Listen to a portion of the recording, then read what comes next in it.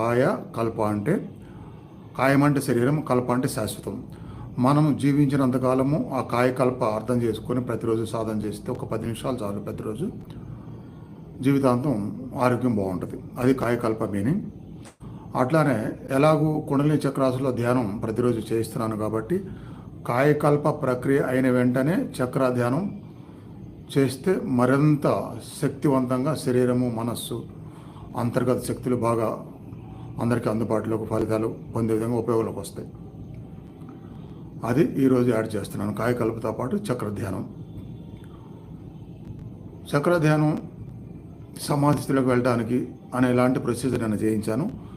కాయకల్ప తర్వాత అందులో చెప్పిన ఫైనల్ ప్రొసీజర్ ఒకటి చేస్తే సరిపోద్ది. ఎందుకంటే కాయకల్పతోనే మంచి ఏకాగ్రత, శరీరంలో శక్తి ఫామ్ అవుతున్న స్పందనలు ఇవన్నీ వస్తాయి. కాబట్టి కాయకల్ప ప్రక్రియ చేసుకుని వెంటనే